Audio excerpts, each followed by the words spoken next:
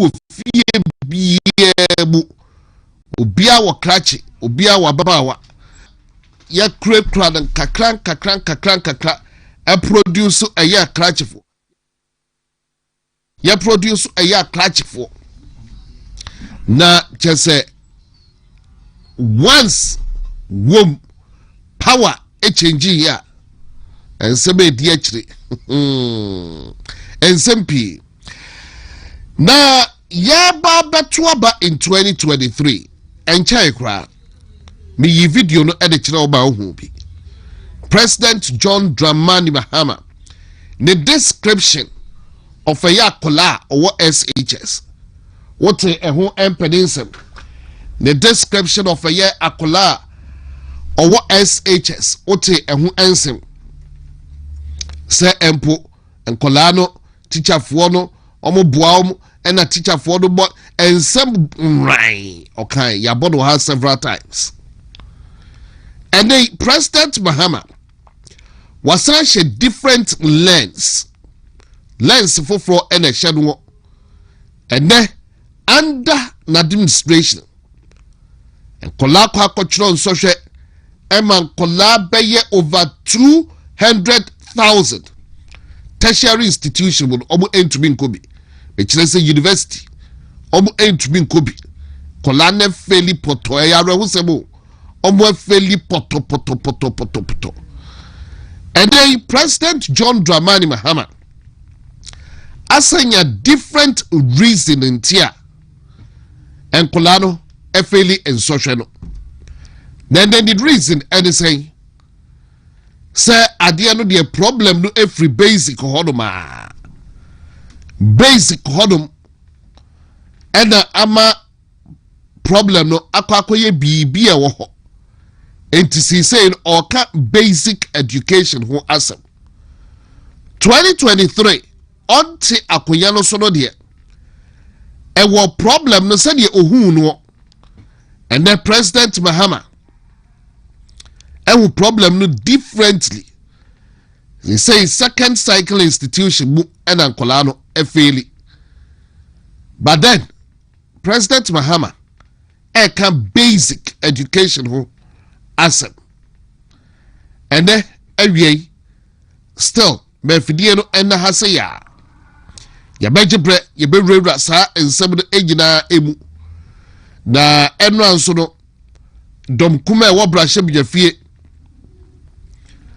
dom kuma e wo brahye bjafie enra omonso on eye failure a e ba yen enra omonso e the statement e ba beto abonten e ma reasons in tia omo hu se enkolado e faili na ye ko enim no ko enim no ya baba wodi ana ya outline sa reasons ni gina ede achiro wodi ma fidie no ena ha iti President Mahama wa link eye was failure no to a basic education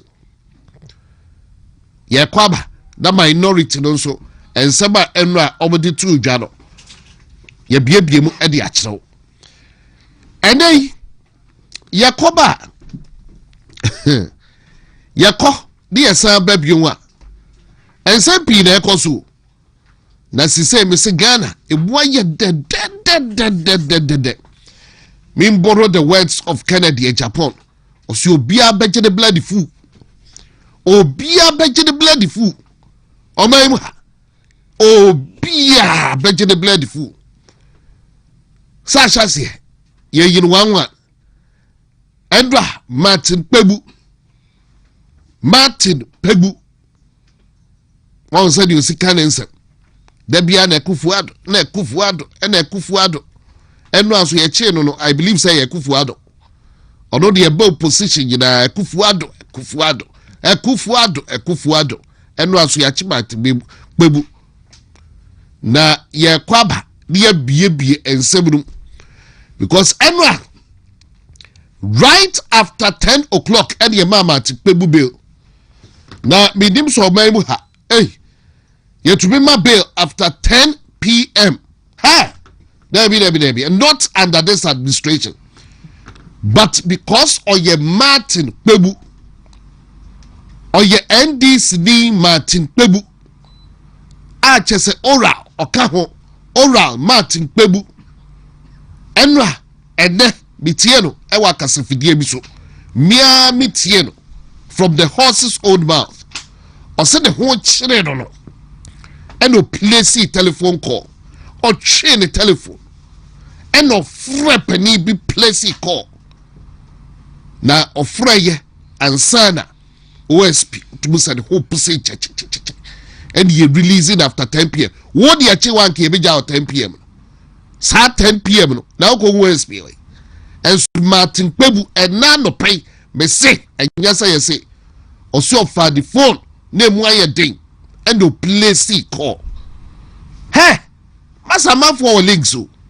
See so my team only links are pacho or says be so or says be ya chin over 1 month or down ship ya chairman WONTUMI ya OSP crowd there say Godon crowd or the can Paul Adumochri num nyina achen kwado we talking about the likes a blogger see a Maya a picking from Inshaeso ya chairman fo but because obono in the links why now confredo but Emra ya che Martin Pebu or say wow shassan ya did and Yemen me kai at a pocket be or Joy FM a one of far the phone and of friend penny for penny by no friend a president Mahama na a attorney general ana a police inspector general ana why na Martin Pebu a friend on chile na yensu ya to be free na dipa mobo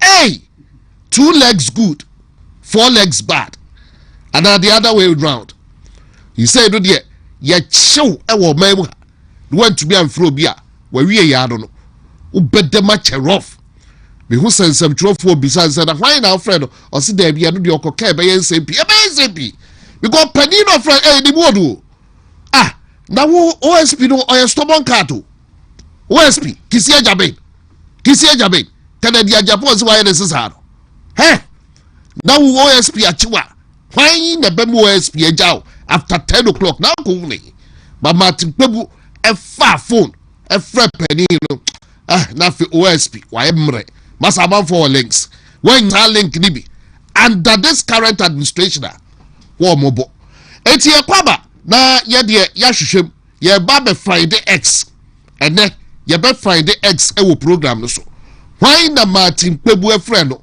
o say be dem o say be ye nte na asem kura na yakoba the regional minister so no so jididin for the bad reasons Dr. Frank Abuakohene or jididin for the bad reasons in a man for ye the yodio omo de no codage odo asa wa huni ye koso the social media not so no wa huni ye koso ye tu galamse e wo backyard galamse campaign ye difemu wa odo so abrante ye o ma ye chi na enra de ka kire no abrante that so friend no na dem wa dem 3 days because WONTUMI small boy wa be regional minister entiene obi gudi din hu fi no e ka japade ho asem na no Dr. Frank Abuakohene tumi nti na police CID and no bit defemu obi a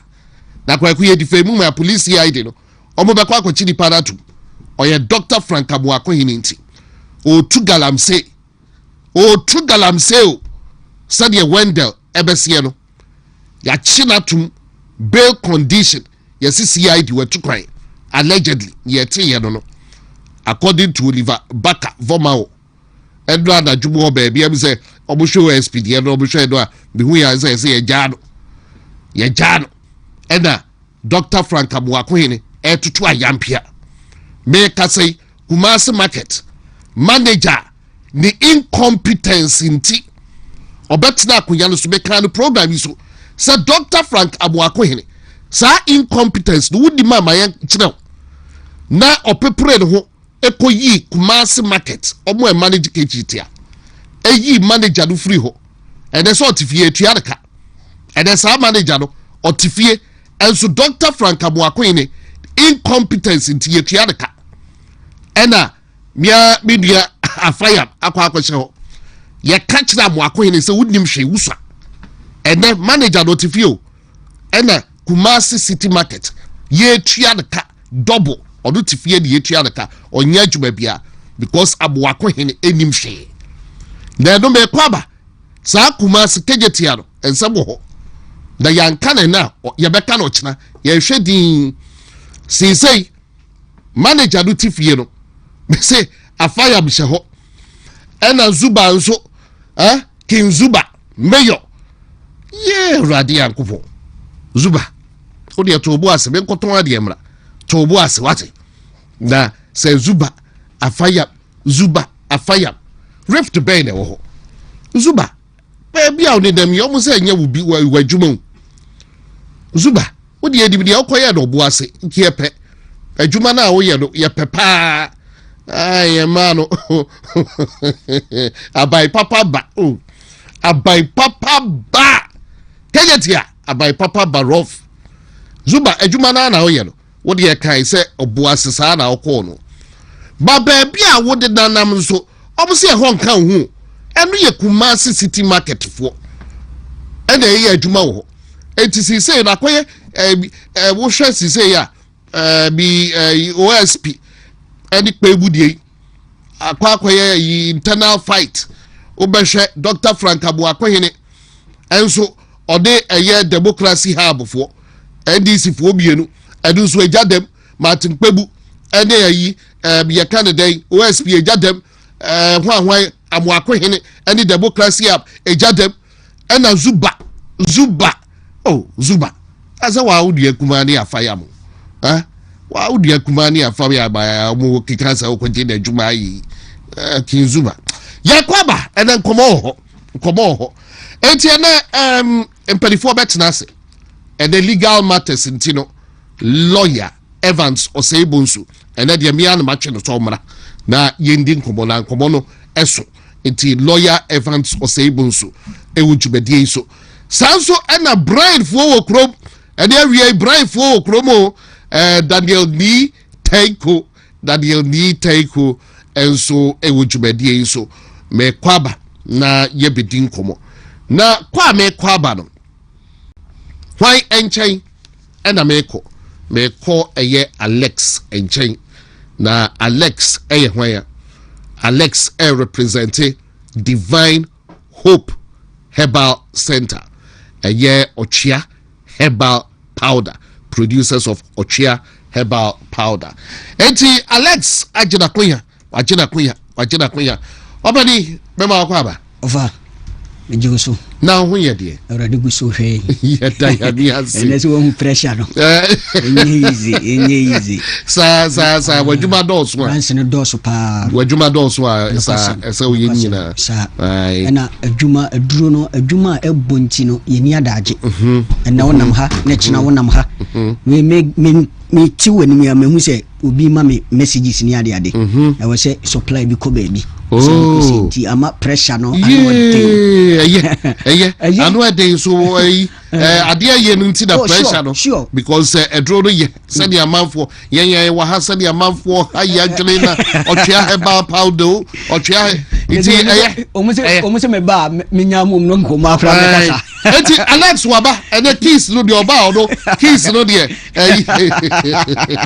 adakamba over keke Alex ma na wase na yenchia ahwefo eni etiefo yemfa nchie modin emfri Divine Hope Herbal Center yaso ye kese no ewo Kumasi ha macro abusuakuru junction the whole Kumasi aburo sen mu ho na Divine Hope Herbal Center yaso ye kese no ewo na mamenko adubinso mia me senior PRO Dr. AJ Ntentan nyame ya aduma on the 7th of this December ya Unity Fan Club ewo dubinso ye lanche ne den ti adofo nyina emra na yemfa odo emodom ofa yaka Divine Hope Herbal Center yena ye obi anim se yakofa adura ya to din se Ochia Herbal Powder aba na otwea heba pada de obi atidina na obosi we eyenubina enhaban enkohini ene yayam no mohumohu ene yaka bom yaye ne in a powdered form na aduroi enyanwono opatan entimi numbi o ma obanofo a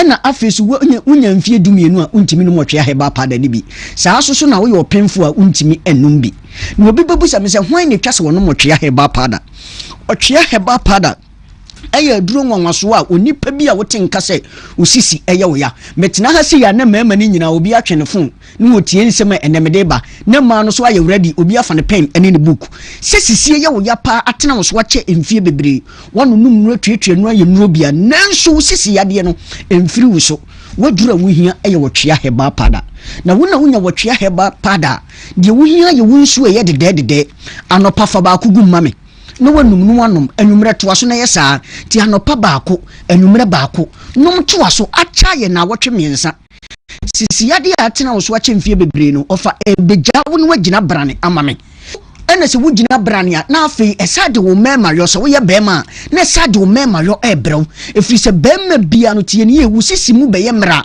automatically wo be ye mra e wo mpem enti se wo de na nam yade na akofa sisi yade na ba se wo de na enyini na akofa wo de no aba se wo de no obi se yen aya busua yade ye busua de wonya mfie aduana e kwa na wo sisi ahyase yechim eno na meka kire se Elon Musk mu ni Bill Gates mu de ajapade akese beje omuma no sisi yade enya ajapade adi gyanchirima odofo enti hwehwe wo twea heba pada ekiri kwan abresisi yade etoso na afi wo so ebegina brane so oba ana bema emame wo de ne yekoko uyafunu ebom uyafunu boma asatete yewo akurase tete Pentecost enka no mo ba no beche no kum wato nche na eboma wanhwa abepe ba bi afa mesi wo bi de ntakra wo efie nyina anu nasum enti nkoko ewo fie hu na no mo pe ba bi afa wakwan ni minima wato nkoko nyina ntakra afi de wo so pepete takra ade odofo wodura wo hia aye wotwea heba pada koko ya amaman na sa amaman no ebesisi wontini no ma afi mamuja enya kwan eni afurisane mesiti enie me hu obi a wayare akọ hospital ama doctor aka kire ne se koko na akuni da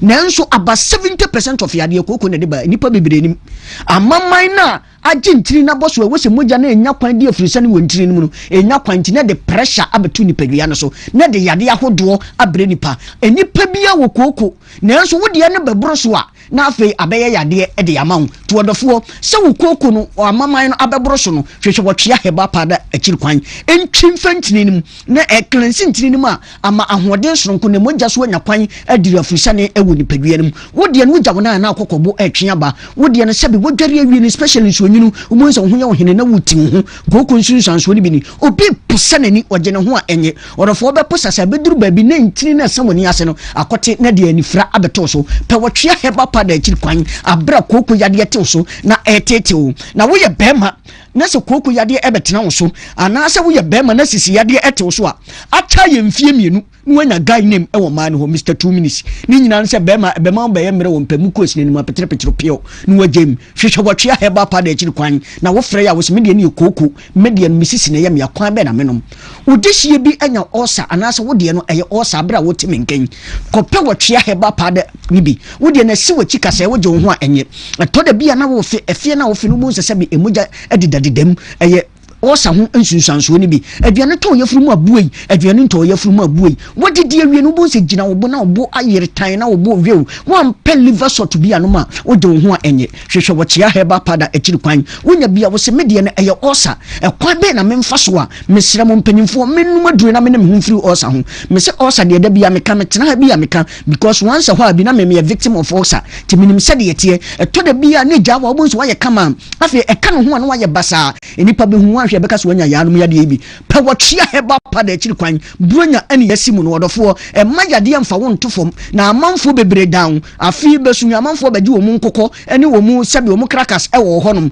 na uni ahode a woni konwuma so akopesika ba fie na wa provide sa ne ma nyina te se ye ebi mu dan yen nti so obi dan wa bronya yi wa numa duro bi te se wotwea heba pada nyina wana mo so a wo beka dem na afi wa ma nipa bebre so wodi wo mu ehwamo wodi ne ye siatika otu asintini etwetwe ebesi wonantu no odofo waduro wo hia ye wotwe aheba pada o tena se che na wo sore na wotu ahwe obi wo hosme na ye titiriti mensa aye titiriti obi tibi nam na ne mpabo hye ne nam na yi ato no wo konso na ne wura fi ne ho po se wo ba no wo hye mpabo afirifie ene baaye waduro wo hia aye wotwe aheba pada na wonya wotwe aheba pada ne bi eno no mame odofo wo so obede wo ho afiri siatica yade no obi collapse okọ clinics onum no check up ahodo a wo ye wo siatica ho wa ye ne fie bebre nanso ode ne ho emfiri sa yade hu hwehwe wotwe aheba pada akiri kwan na wonya bia obede wo ho afiri siatica yade no odofo yi wodi no sabe wo ya brantie wo gaye na wo ho a na to ne brabo adai obema esen wanim no mesi nipa de ana bema de anu botom ene de esen wonantem no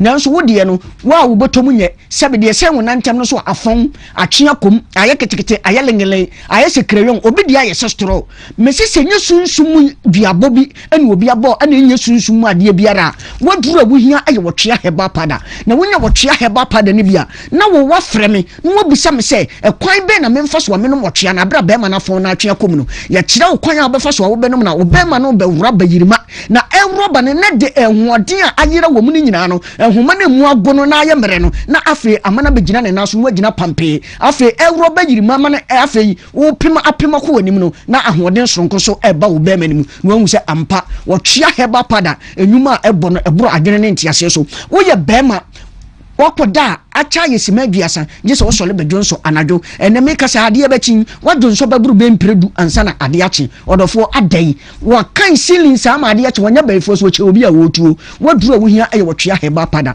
wodwonso a wotin kasa dwonso ni bia akawaya ase obi ochima ansana dwonso aba wawie na wode bema ni hyem no ubo se ebi ne namne na ho we bon kai se dwonso twa na ye prostate no o how be bem last week ababa wa bi frame na adanse anu odi na bro adwene ne ntiase so wo se ne papa ya to ne katita ya de rubber ato ne bemem na so okopɛ wotwea heba pada box ni bitoy wo se acha ye na wotwemienu na awurade tumi ni na hoɔden a wamma so wotwea heba pada hunti na rubber no ayi afiri ɛyɛ ne papa ɛbɛmem wo se enne wonhu de wonka na wonhu de wonse ɔrɔfo sɛ wodi hie bi ato no rubber kopɛ wotwea heba pada ni bi mai na frɛ ye ne nkyerɛ wo kwan abefa so a wo de bɛmem na mai wodi hie bi nya stroke da fam sebe na no fa achim ne fa adwodo wo ye ne ho hwia enye yi hwehwɛ wotwea heba pada ni bi unya bia wo se medehye no anya stroke edafom ekwa be ne yemfo wotwea heba pada no ema no afetie ni ye wo ye oba watenka ateko oba etie wonam kuma so watenka no so ne nam wale wadura wo hia ye wotwea heba pada oba wo mensese ma eba bako na etwa obi de eba mienu na etwa obi de eba na eba tuntuntuntum wa ya se hwew abra wo mensese aba wo be kwanya ama nipa nyina te se ampa sebe ukọ wo maayum odofo yi wadura wo hia aye wotwea heba pada fibroid ashase develop wo yefunu no oba ensuo bi gugu sebe wo yi wo mo asen hu se nka bi efiri wo ba ensuo na egu no enluku pleasant oba wadura wo hia aye wotwea heba pada na mo ema ne nyina mo ntie ne ya hade ya ne hia me mo ma no se munya wotwea heba pada ne bia mo mfa nsuo hie ene benom na emom oba freme na me nkyerɛ wo kwan a obefa so wo benom wotwea heba pada no na fibroid ashase develop o menses a ema no na afi wo so ebu nsasa oba ema me se wo oba wo mfa nsuo hie ne benom ehodi ehia me tie ne pa afi doctors wo nya bp doctors wo bi sugar level na ekosoro no na doctor de ama wo ne yensi wo kwan no mame no nemum ofre ya wo se me da doctor edro so me bp me wo diabetes ekwan be na me mfa so me no motwe heba pada no because enru na wo no doctor be ka kire se be ma beduru be bedu ma yo ato ho ti wo na wo twe heba pada ne bia wo sa wo yade amu begina brane ne de wo mema yo se brew no hu se ampa wo twe heba pada eyadura ebo adwuma awieye brem eyadura awrade ma ne nsa wo so a onipa bi obeno motwe heba pada no na odi adanse obi busa se ehefo na menya wo twe heba pada ne bia anase hifa na misemi pebi atu amenya bi atu wotwea heba pada so ye kese no okumase ha macro abusuakuru wajanhye Ghana ha ba bibia ye ton duro biara heba shop pharmacy shop heba over the counter biara ubura ho a ubenya wotwea heba pada no bi ato ubonse ye mrantie no so de nam krum mazini keti ya central market ho no ubonse jengo ma no de jengo da so aye bo a ye mrantie ne de nam ubonse Kenya asene ne mpatam ho omunyina eton wotwea kuhia bia eye divine hope heba center ye duro ni bia ubonse hye yentade ne bi na omoton wotwea no aya to bi na eye bia odofo Ghana ha mesi me hu ba bia wo benya bi ato emrantie no eniyama bi wo ha amode no ma ya munya abotre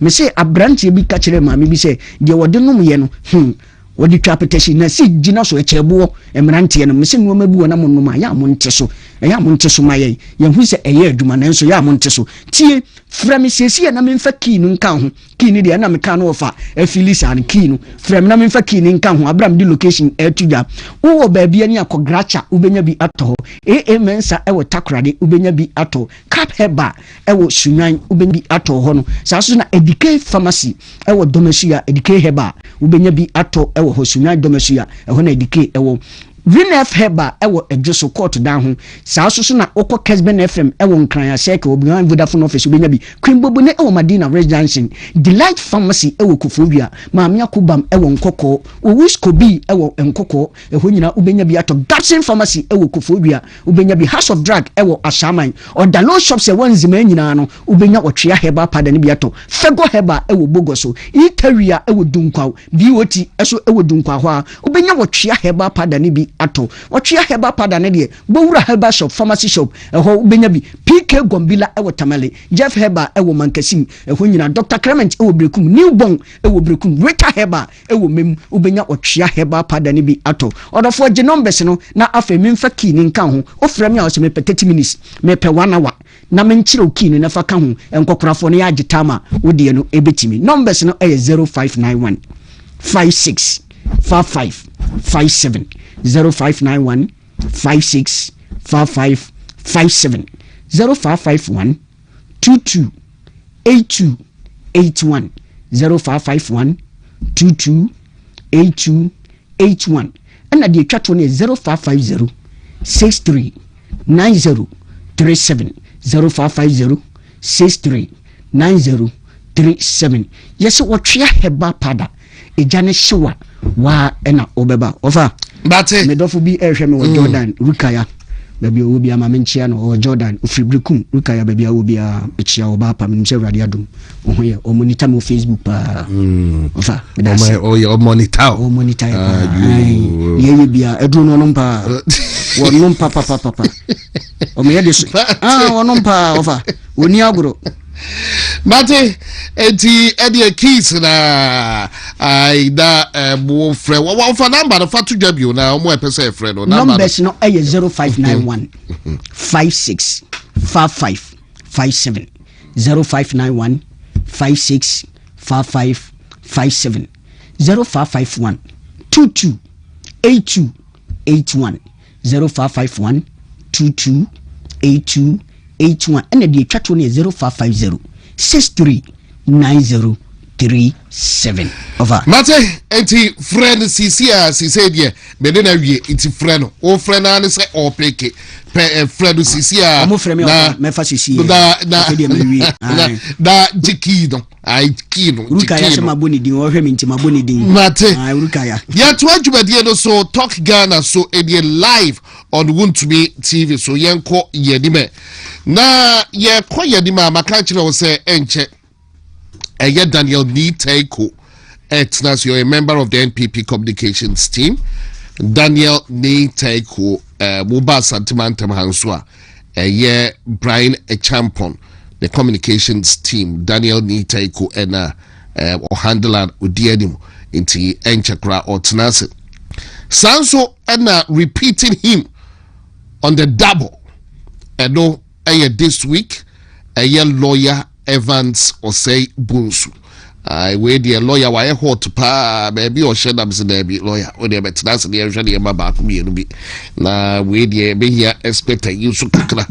ewo nti ede enche obetenase ewo dwumadie eso na ansana meba ni enche no di enche be 5 minutes bi na me bond to fada ye membra di enche TCA na ensema ene ye babu boboso maka kire se batin pe budie no ene awie as of 3:30 thereabouts na OSP enkofo edinachi unse bail no omo ehia landed property be hu samanfo twetwe Martin Kpebu ewo social media say I Paul Adomochire e de bae na wo twetwe no say OSP landed property no wo sre Paul Adomochire dia enra na juna so wo kem say a for landed property ebra na do ne say obia beje de blood fu entity say a drew a ye Martin Kpebu so as of 3:30 thereabouts na with him say OSP before Kwaku inspect the landed property or they pre-bail enti baby a edru eno no ene ye begepre na ye rewra sa nkomo ni nyina emu aye baako obi ankasa eye bienu obi ankasa biensa yet won ye hwe ni din sa na bia Martin Kpebu de edu ba bia me soft sport kakraba no although men the kind of politics Ekufuado oral Ekufuado but on set bail condition there Martin Kpebu versus Attorney General right on bail there and yeah me hu say edru ho no be dia okasa dan say die abronye me hu say abronye IGP enso de ne ho agim IGP kire mensem na IGP emia abronye no me hu say de Martin Kpebu react here chairman WONTUMI de me nim say de Martin Kpebu about the bail conditions there me nim say on pesa bail conditions near mana ekro but why na ekebi yet your ba mu ha obi ahwe na de no kwa na eko e Martin Kpebu de enra wa frɛ panin sa asɛmni mu ayɛ de nti panin bro ama 10 o'clock ye jano ubenya some opportunity ni bi ene ye be rasa ensem no na aye galamsey campaign ya galamsey campaign a ya no region mu ha hudi na wuni no nansai wandal yebu abeka che ose nra ono so anajo after say odem ano anajo na yesi ye ban the bill na say Dr. Frank Abuakwene ne ho onsre ye serious ba akokra ma site rate bi na nana kwame we de mesre say ya now they are two screen no so abane asem ba yenyene Dr. Frank Abuakwene Midim sa wo lawyer Dr. Halid lawyer Halidu of Malsim Chambers wo lawyer don't know me catch him say last time crowd me investigation crowd me Nkansah na asamna ba munko sue for defamation and the wakwakote police CID fuechi and ye mi abrantie democracy hub ni Wendell nana ya oyebua enwa Oliver Baka Vomawo on social media on the Dr. Frank Abuakwene na kwakoye back and forth no so baby with sharp teeth Abuakwene no what kan ya social media obeto awo wudi na temobedi watembi we regional minister enwa oni Oliver Baka Vomawo omumienu na ABC we dey in house and tokwa no omu kwa obi ampata omu bra na omu ejai after at the point in time and then we will say Rastos then and about betumubi say wo backyard galamsey ye to the ye to galamsey what ha and the small flyway and the kontoka oh no be yin no ahase e di atem ye regional minister do no social media onye adwuma e ho anote okoka ya no wato awo afọ mu di na tem amanfo oturufu e di na tem e da wie ya ye say rate lawyer by ma hu se wako file rate da wotna ho no wa hunu seven previous nyansa sa de no de eya say de eya no wa ma police CID akọhye obo achi ama omo aye de omo beye abranti enu a ene ye man bail and then am site rate bi na na kwa me ya na wada room a odi ato TV no so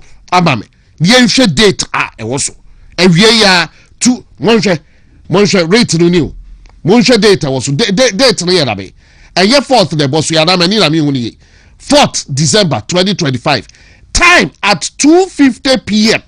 2:50 p.m.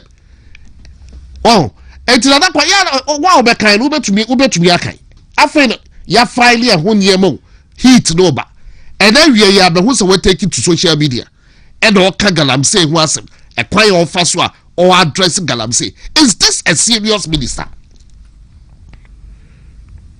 Keze enye Rastos ko twaba ya afen no we betwa no o kire ye kwan o fight galamsey da bia to o kire ye sa de ma anya u social media nse hunu ena Dr. Frank Abuakohene etiso ena oye but eno no de adibeshe fridge sabaka si say na Kumasi Nkansah ensem ewa ha ye beji brand ye rem kejeti ade no de ne minya time enkom kejeti ansensem no de aye ma no ye wusa bo kep ade ye tu ye tu o dabi abai papa ba no de zuba mo monye na adwuma eno de o keep Kumasi aha de fra garden city no traders no de ye mai dabi zuba mi ana minu ya no zuba de edim no free tete obuase sa no ye obuase na no nonsense zuba nti zuba ba mo monye na adwuma no de ma no dabi eno de yanka bi mam zuba ye na adwuma ba zuba ena me ka kire no afayam so yesi ba bi a wo ye adwuma na ya afayam portion ehoyi Kumasi city market ena ye hoduma adwuma iti ma afayam so enye na adwuma na usu di ulemu but me si ye beka bio ye ba beka bia ye bebisa si say Kumasi kejetia toilet di sika hwan na ejeje sika na ko hwan ho sa kejetia toilet di sika no hwan ho na eko ba bia sika no ko no ese fata sai be ko ho ana si say cleaning services no kejetia ho no hwan na shedensa we bisa za question cleaning services no and also si say ehye hwan sa ehono de ye de chef fridge ye beba ho na mun ko bisa regional minister sadai na manager no through the incompetence oda hutifie ni etua nka ebro nya adwuma bia edo no de onjene ho Kumasi city market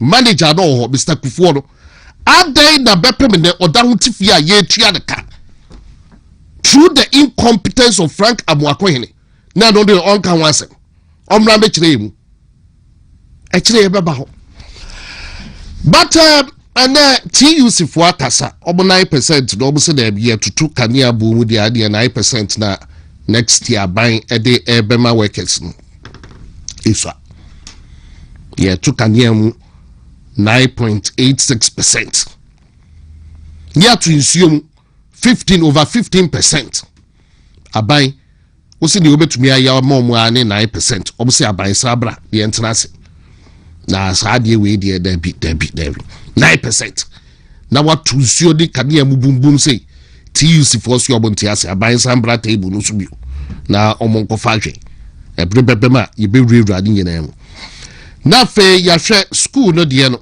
baka say the president Mahama say basic education no we de why U10 e de akoshe basic education say enkohwe ho de ho so problem no free ho and amba wasi no nkola na efeli sa no basic education enti oni minister na kasa so obonkohwe examiners report no blah blah blah blah blah iti president Mahama enso enya reasons for wasi mass failure no brebebema digina no ye behwe ho and other matters Fidiano and we have lots to talk about and area into Fidiano and her but meantime in between time Daniel ni Taiku aje akunya ewa ha enche lawyer ebetenase Dani mema kwaba keke mejo so obru na promo to say na mi adum bibia boko bibia kama ye brain champ wajede che boko center afọ awo e ma no be kan kire na campaign boko de na mi adum bibia boko party mu campaign bibia akoso brain dey say we do Nigeria yes ECOWAS parliament that's a be say otiti meetings mu na azena yes yesterday ma mencha me hene na adum ensasare aye na makom hene oni na trankunya eni mabunu ewo amakom nyina nyame adoma busumi nkowiye around late of December ye be me free amakom ni biom na ye be invite woni a watena makom around stadium Fantini town obi a wabo bra wa makom so watena makom da so no obi atwempena wa makom da so oba wa makom se wherever you are say what did you made be kra wa makom so oba hebo kra wa makom da nyame adoma bronyen ebetu ensafro bia no aba na ya tena se ni adwendwene ye bra ho ne agye ani ye gidi ye se de da nana amakum hene na aduma sasare di nanim onyam beta ye chi no afie so ebekoso kama pa ye wia na machia eye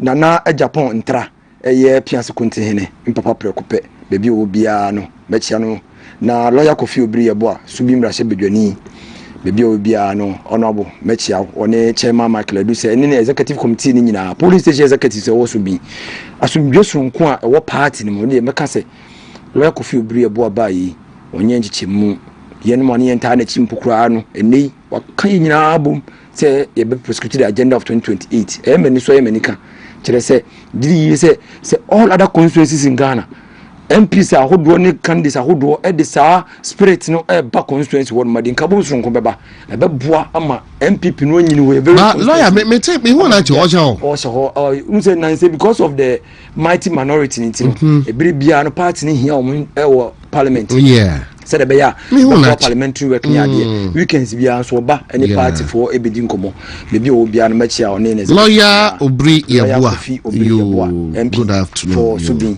na mi wi amachia me yonko bi eye Akwasipoku a o Asafo Fitem very interesting character me sure say ewie o mabo ade ma omuti mi nwa me chia ewie na ensema yakoko so ye bi kan start ya fa minister de no na say ye fa was it oh so ba just charity begins at home say bia ba sha say free me for minister de at woko mi nwa keto ma me ntunu fo kakra Obama can say we should build strong institutions, not strong men. Sa advice me de ma yewura amakohene eni zuba. Asantemam hanom. De wo musi starting no, man starting yi. Ba yemfa yemo yewura amakohene. Enei udi hu hiaw ese the lives of thousands and millions of Ghanaians in Ashanti region. Who would ni? Nam ke chianka wo be MP, wo be minister. You will krom hanom. You will krom hanom. You were some Jamfi Betina Santimem Hanomo. And the MPP was surviving here. He never tested police cells. As a for J, Abbas Nuruddin, and a Patricia. You know, when you walk home on your communication, radio station, what do? Some brand say no man, ya, it will come on our NDC reverence account. Politics are Muyan Krumanomo. A pade document a kwam faso etitim kofo integrity eno omu hard won reputation wo kromano omu wan ne ma police for farm enewo wo see obi aba be criticize on media nka wendell de se bi onka NDC nya anka nshara fam ba wa Ghana ni wodi anya ne yonko NDC ni kire se me a menya NDC ni de onya media emi so competitive me kra na me minim se kia ne ki ebedu che 4 years be kwa wiye na ye mu bi won ma no makie because ahoma so no a Ashanti region minister ayen wa ya mani Edimpo Hussein and what we threaten a media host say yes obi a no so won sama betra radio so ebo a woman na Efra Hussein and na wo ye aid to the Ashanti region minister what we threaten a host say obama ne lawyers I invite na tro no sa ahoma so ne yesra yewura Frank Amokwene say 2 million de ma wo no ye nko mpanyimfu nkunya ne de asi de ma wo setena so enti ye wo ye ade a ebe sem maburu ni bebre ni monya se be ya o kire bi no ye de tumi bi ba maburu a ye be hunu se obaburu ni betimi aye sa adwuma no ye mini se ko tena social media adwuma ye so wonyen wo se won de won so free social media no so ba ye ka kire no when the allergy say o ye demons o ye galamse no wo se wo me ya kire to almost 3 days and then after now dey rate abase o siu no court but ye ka kire won say yes, Penny can't say me say. Said no be sa question.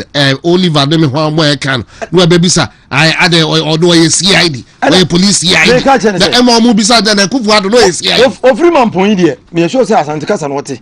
Na nsem bi won ma ye kan Asante mo nso te. Yes, Penny no tena fie. E man koda we na nka no ye kan nkarefo a. Wo kan wo bi. Miura. Wo ma ka kire me say. Enne atwema Ngwabiaja South DCE.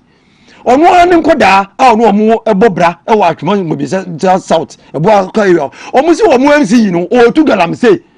Can you tell me say onya aware about it ana? You know Amokwene me say ye invite you on radio to speak. As mo ka say drip machine no ye be say o say o the drip machine ama was it Rock City Mining whatever company. O say omu de drip machine na MPP aban de baye si emfa nya akwan na mfutuo ba bia ye mfa sa water bowls anu mfa nsuo no emfa akwan so mfutuo no nkofom ne ade no wo so de ahan mining company no ena omudi awiabonu nso adwi akwan no so to the mining site na se bio drip machine no yetimi de wo aban to machine the high private mining company so onfa ndu kwan so onfa insurance sangu futuro kwan so because you are aiding and abetting with the company to do galamsey na de ye kan say yewu amako hene asantememu ha maybe atwam na mu better radio so a mu se yenso ni nyina daniti no kore ni nyina ye ni nso kwan afa so yenso na ba nei afriti no akọ ateche ene nso no kwa ni ye nya bimpo ene arefanya ma ye nya nso anom e wo ye fiefiem na ne oba betena no ka kire ye say so obi bodi no ka say bi fa ho a wo be sue for defamation. Our soils, our farms, our lands are being spoiled under your watch. As a regional minister, then I will phone. Me say, mama, evidence of one place. Atman will be just out. On one could I know more constituency branch executives. And the better now will take a car say, or DC, or two galam say one honorable wisdom. Also, or two galam say, your friend by ya. Was you want to galam say o name machine drip machine and what they hire sa rock mining company no ho na enye woni wu ya drip machine no and na yam moduma mumrante NDC for more point of drip coordinators ni ade no and na wo de state machine and hire private company so fa nya aduma to the extent that ultimately just says sa nkoda no mo begina ho no omo ye won nkoda no ono sa akoda no ti radio so ebo udin bone no MC na kasa se no wo so onu na ma sa company ni fa sa akoda ni papa aduma interest ben na ya wa beja omiro fi MC ni dey ya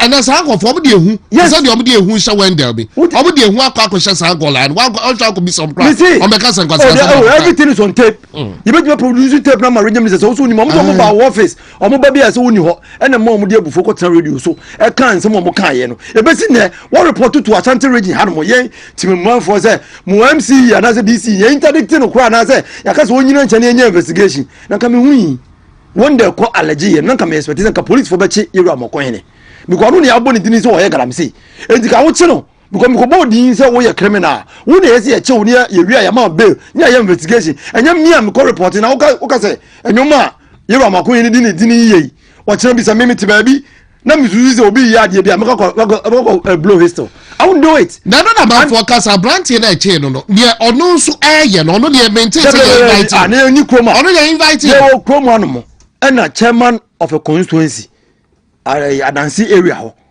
akrofom chairman NDC chairman ukroma no na amanfo allergy say o digalamse wo kronim wa wo krono ne galamse no na campaign wo kromo no ye one of your media houses Ezra FM inviting now mo introduce no say omo obisa say question no ensem no kan ensem kan mitimi kwa me fere kwa say meka no say fidie so the NDC gidi ye say nei omo ban na aba nsem omo kwan na galam say do mpa omo nye enu na omo say atumi no ane NDC for gidi ye say omo betimi use the police but they catch police for say Samejamfi in opposition threaten you guys say whoever will do his job well, your service will be contaminous with that of the MPP. Say who na emubi edi yes enuma na mo ye ne dia. Munjai because your service no until you turn 60 you still serve this country and if you allow the NDC mu makwa ma NDC for edi hu hye mumu e mo ye de munya mo nkan hu se he e kosu mu ni ai betene be pekro no aban no at a point e be sesa na sesa mu kromai de mu de ye ne de bi ye mo me see NDC for mu pa omunyo madwen say the agenda to destroy the MPP to wo show enu tena dan de nyina me ka che party for say what we are experiencing now is an internal contest eye fia kunya na ato ene eye contest everybody is qualified to stand and you know sa internal contest we emma the opportunity to press the self destruction button because yes is part in yes no. And so we are playing into the hands of the NDC because NDC for they are bent on destroying our front and we should not allow them because no more ye see by the time there will be 2 years our party will be no more and the party I support Dr. Kyeremanteng and I know he's going to win this 31st January elections. I will not have time. Say me timer. Number 3 video so means say bre 1 minute go can any other candidate. I can only promote Dr. Kyeremanteng because nin say ma waka na dance ya wodi ne bre wa bo party no. Say me catch delegates no a on beto aba ma Dr. Kyeremanteng. Min ko for any other candidate. And now mo ko ye ma ko ne. and when you say to me way and your free row way I ni wo ye ni because ye MPP for na be come mass makatom say dem mo ye ni nya no ye nka twan wa ye ko enu nti e be mana sa ahode no na nka zuba ye ma me no nyoma ube ubo mo hono mo na wotsena wo so ba bese so mo nyoma agika nsema nya kika nyoma sisa nkofo nyoma ebom egu kam ka tom say umfa mo mo bio na de bibi say e free say wo start ye yero amakon ni e free say zuba e start ye adwumadie na wo die no moto dodo say no say walaba moto dodo say enu say walaba moto no gu kwan mu nyina kwan ni magugum ye ma me no na say bi omo mre omo no omo fo na bra na mu ye campaign na mu ba ka yetia na mu ba ya mu baje France baje dede board so ku ho no ne ma me no mu tigate na no mu te fo mu ho no ba bia enne mu se se omo nyoma no ho no mu te na mu ba ye campaign kire omo ena ne mu benya sa atumi no mu nya tumi no nte ne mu se tamana mbibi wa ban mu no mu se ye nye central market ne ma omo ansa ne betu omo ye tu omo enne de na se sa ye ena ye ma me no mu se se omo nyoma okwa ho e buru omo okro ma no mu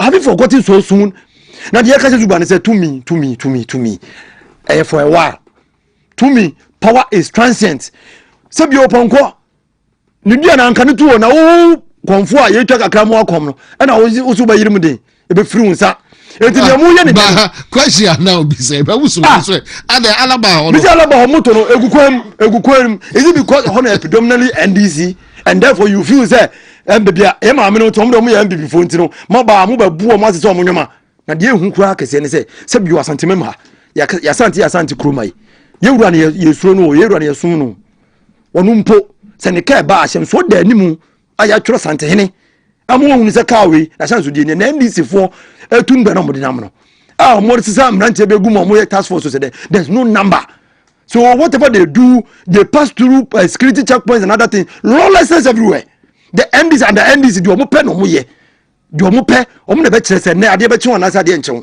and the indiscipline in the system the violence you experience in the system na come who be that mintin mpanyin sam da free me nkoda brembesi ne minim se bio dikro bi kura no abrante betime nya akokuduro e wo nipa nyina ni matamtuo e de body krompo da e wo kromaro mi hu bi da and the NDC people think they can do whatever they want now him pon kese amafo timi ko bedwam etamtuo de bomb say pay trying to kill them because the indiscipline in the system now nothing is happening and instead of say with reference to a year half the na no I don't see you say akwaji obutro nyina I don't see ya and the American say and then the koso kroman regional minister una the chairman of RegSec regional security una we in charge and to sit up and do your job so that me feel safe and che bia na me ba studio na me pake me ka abontin and na misro ebi am kono na o maba be ye ndom be ye no because under NDC everyone for himself God for us all nyomu ye no tumi no eya fi ba acha 3 days in 3 days na NDC for akam 3 years in just 3 days time na akam 3 years ye bisa santimemu ade na maye wa Ghana across Ghana ade na maye we go kan mo say dollar no is stable okay fine let's talk about economics come we nka dollar no is stable and you can predict prices for a period of time say price be a 1 cedi but because of the stability it will 1 cedi for about 6 months or but that's not what we are experiencing now and nay anyomo bo kwa na ekosoro ne omo si yatete so mpo no okwa mo si we na mu we yatete so ne ebisa say in 2 years ago na abna rice na 4.5 kg and abna rice 4 kg ni 4.2 and mu bi won ma na 4.5 kg and na bo no da at a particular point and na yatemu no so about 4 kg and 4.2 so naturally the prices are coming down not because of say stability of the dollar but because the volume of the rice in the sack has reduced say you want to experience there and no kofitemu a untimi nyawoka enyom abua kese meanwhile you are saying say at the port because the dollar has come down enyom be breba from na ye bi say NDC for ba mu 1 year ni die no ma ya asantimemu betu dey say say NDC ba no ma ye we akwan hu do dey ensa kan ekwa ya nwie ya twa manfi ato ma ne ukọ na hinso a ekwan yi sei ukọ ginya say janhia ginya se kwan kwa de mo mobo ene ukọ antoa kwan no so a ekwan ya sate ye say ya akosi antoa go and see what so ito e dey ye no enti ye bi say NDC say mo ba mo nyama so mo ye bibia nyamu ba yɛsɛ mbɛhunu na yɛ na wo regional minister wudin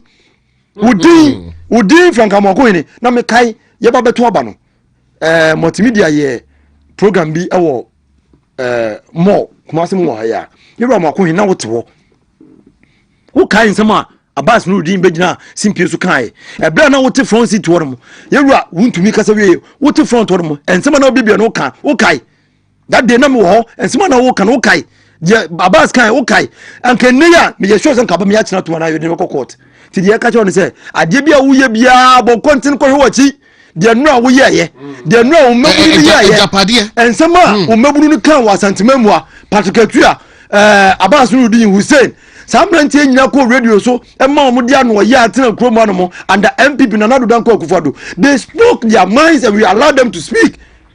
Freedom of speech, we allow them under your watch. Your president is becoming a democratic tyrant and you want to do same in Ashanti region. We will resist oppressors rule. We will resist it. Say what you say? Police says not be. I'm a politician. I'm not afraid. I will go and come. But you can't crack now. Umranche no mutu galam say. This is now wow. Ezo mutu galam say. Sa nkukon kitikiti project amba na mwasa sadia ma NDC branch executives no. Yenyina yesi ye na che 2028 beba ye beto aba ye bedu wo Asanteman ene Ghana man be kire mo say vote no e de ma mu no ado so vote amunya voter region. You will not get that again because atro awodo amu kan okroma man kofo hwa akoma mu triple ye kroma ama NDC vote amunya Asanteman ma ado so vote amunya no voter region. We will reverse it because you lied. Now wo ye ra ma hwene me say ye no betan kroma no. Who criticize who say it say police for that be right now. Only one brother who won't be you have time for you. Asanteman don't even run enter because Abbas Nurudin particularly omunyina tell Kroma no survive na 8 years and na 4 years will survive. Now we only moon na who survive. It was a party for keke ehia pa. We should not divide our front because of internal politics. You can support your candidate, I can support my candidate, but at the end of the day, yendi party nini a very important. Say in whatever you do, yendi party nini we will hold ourselves together, we will build the unity we want through discipline, and we will win power in 2028. Mate, Daniel Teko, a member of the NPP communications team, firing on all cylinders. Was set to pace, for today's discussion. Now, make us say lawyer Evans was able to swat City. Danny, just the beginning. Yabeko Abba. It's a message to a year Dr. Frank Amwakwene. Now, honeymoon period. What to now we give and take will be the attempt now so be dinner tembi one hey we are wushio we are wushe afe na oba be the regional minister no pa na we are wushe galam say ye twa betwa onwahia ye tu President Mahama wuti adanse wo sha wa brantie no obi de abesu ye nebla de no so bedru ho and then no Paul no kasa o je galam say this get o mbodo wudia o ya zantiniba ye betru ho na make kejeti adia na as a regional minister makoloya now the koso me see between Zuba and me chairman of fire. There's some sort of a regional minister na more in wetu. What country President Mahama said true win competence. Kejeti aboard no more form ye na uko yi manager do free ho. What to be a country President Mahama ne on for say and the utiaka. Otifies utiaka. True win competence. Board them by a branch. Yes, it will boss. Nanya ye no ba form was if there be binti and not if you so those who name na utiaka. And so if what to be a country for say a branch and another before etifie ma utiaka. What to be a unia. All right. Lawyer, mema wakwaba. Mini akeki. Now we are dear. Nyame ado. Yeah, me and me yo sa baby I wish. Western North. Asa why Western North? Western North. Yeah. Amanfo gumo ho a say yehwe omu be di Christmas so madam obi wa dem be 8 months na say we say kwan bi aso ye fa so yi ne bet nyame ya adom yetimi amoma pie. Na chese no no anheda amfa ne ya ne ye refi omu no bi no. Na bi omu refi omu it's a lawful custody no more just a court na de na tumu sa tina wasa we argument to convince the court no motion na me file court the same court obi o cry man bail na nya bill ni wie wan sense court ho bi enti court ni nya wo dia just wadi asem na wie kopim senti mfie nan kura na afi no obedi asem na wie obedam sa kopim se obedi awie ti na wo se ye kone de na magu akwan mu na ye arguments kakra se de hu hia se court ni yi wo mo nti etimi ye but in fact o ma me ko ye nyina no me successful. Oh, okay. Lawyer Evans Osebunsu no na na ye wo ya som Ghana man sa na lawyer na nkomo obi abeje de bloody fool. Yes. Nkomo na lawyer ye shase say the doctor de obeka bia na yenko Martin Pebu ne yenko Martin Pebu because the minua esi aka no nsa waka ne bebre na se me court ase edu nketia ne kan court ne de obetima ko ba so obedim defamation no prove a on se me be kire wa se ka se ko ingredients of defamation ne kwan afa but wait they working just a minute on that.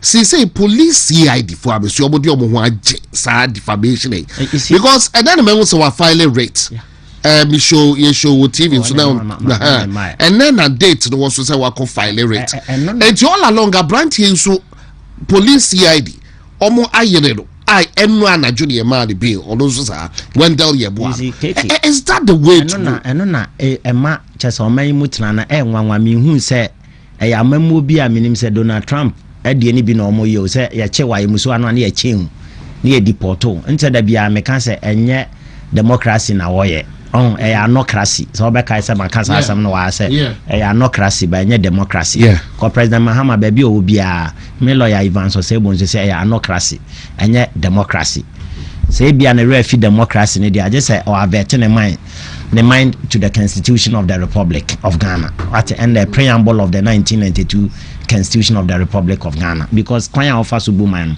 hwe ne ya na me hwe bibi te say owura dafia mako me honorable member onu gina ho say yentwe OSP mfa ne magina parliament de nti a wo che Martin Pebu de ne tu keke kire say enwanwa na before I make course ase ma mini kan fa so na me nchia yeji na opanyin pumpuni oso hwe opa yeji pumpuni ya de pa ma message pa na akwabo a konti hene emse wo ye yechina nsre odom se obi ameboa no akwabo akrum ene baby a oye ye ni nyina na keke nde mi hu ne se is special prosecutor owo kwan ya ofaso a o act aye owura kisi ajaben o kwan ya ofaso act na ana owura kisi Martin Pebu ono so wakwan ya ofaso act na nim kwan ya me describe wo Martin Pebu talks anyhow.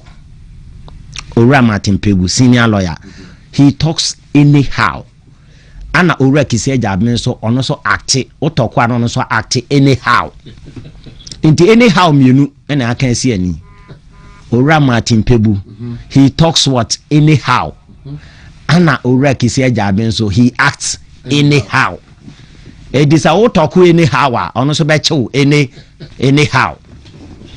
Edisa ni mienu si a na bone be na aba hwe o hwe bibi ti Special Prosecutor Act na aye Act 2017 Act 959 say o obstruct anasa o violate ne directives a ana o obstruct justice a ne act no etimetwe waso 2 to 4 years.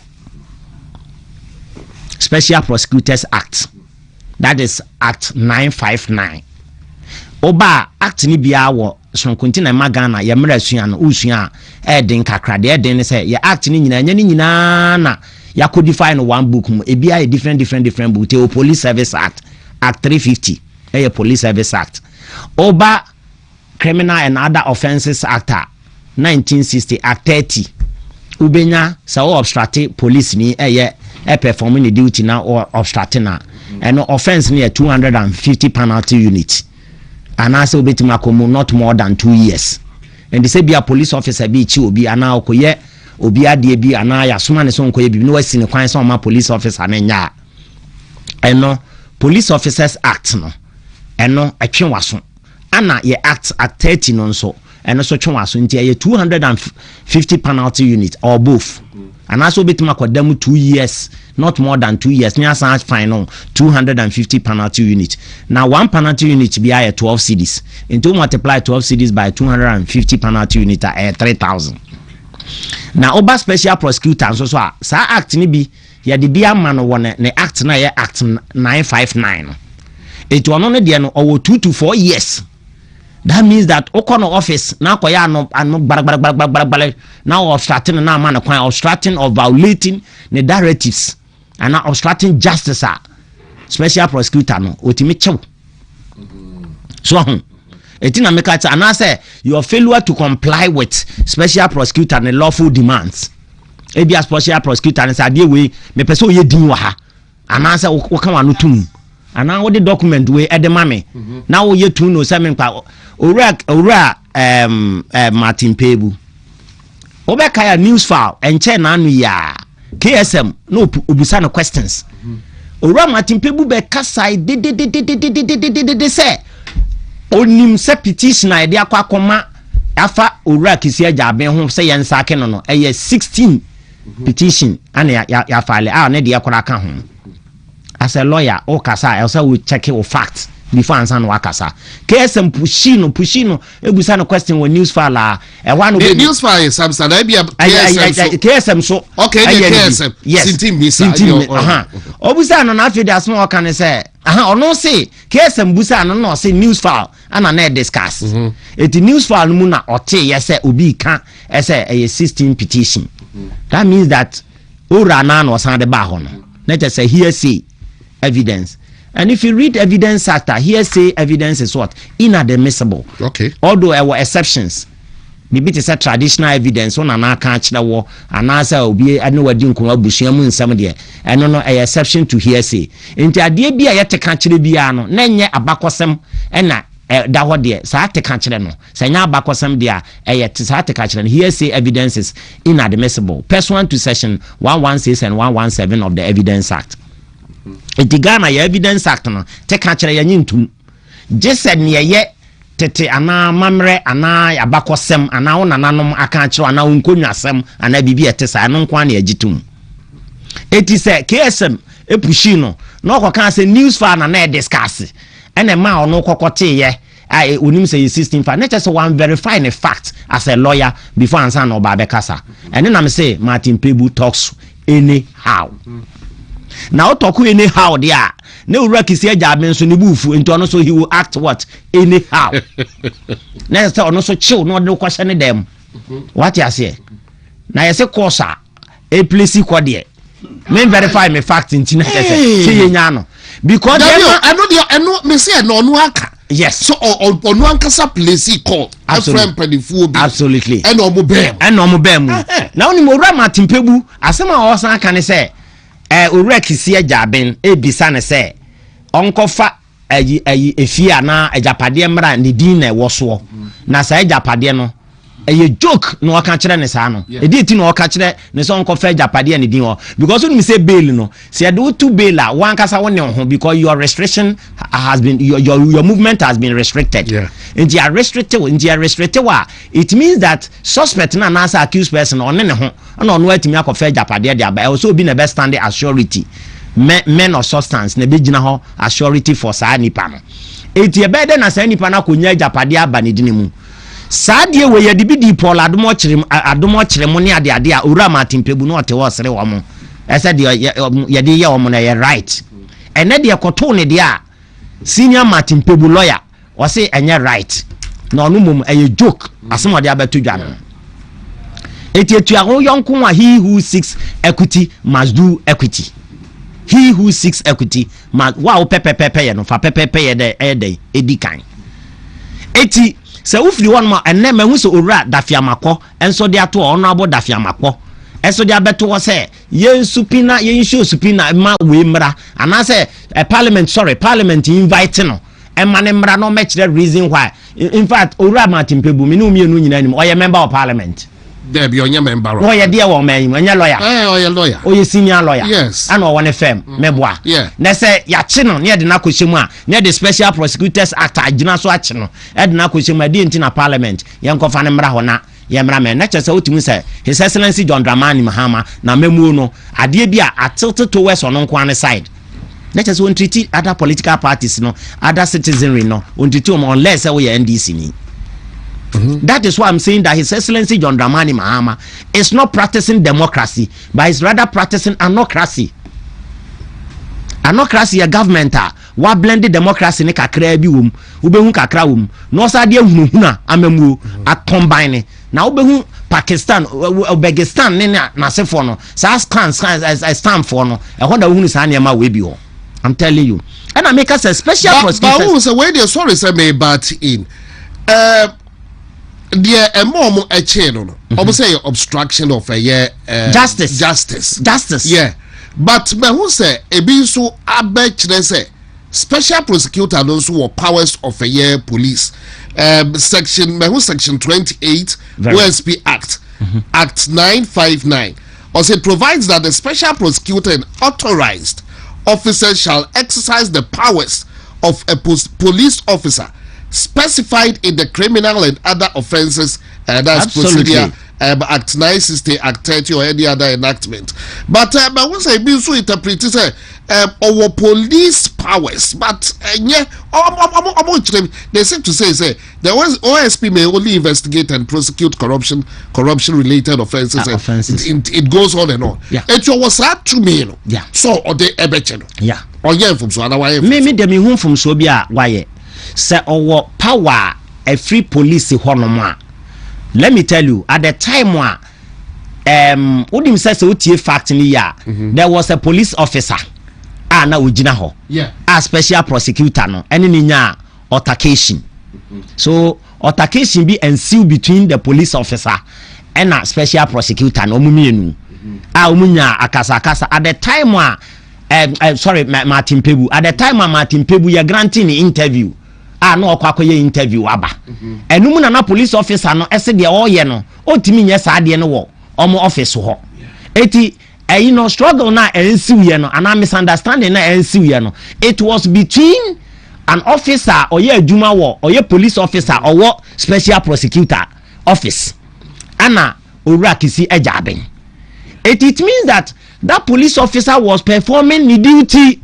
And the duty ne say unu akawanutum ahayenya saade no because me ye me duty ho adwuma enum na woni ninya altercation it you were obstructing justice obstructing the police. Yeah, because when I before say OSP no so no need a corruption related issues. No, if you say what police no so but baby na kono de enyifa corruption related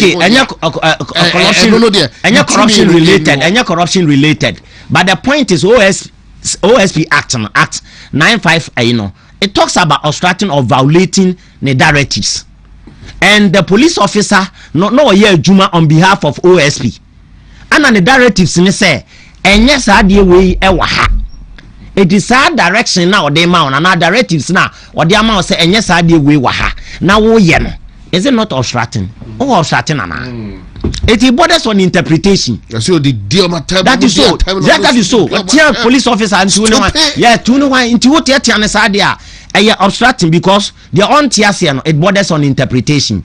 Oma ura Martin Pebungu sundam nianko for further interpretation. Say Supreme Court ni abekwa because I act.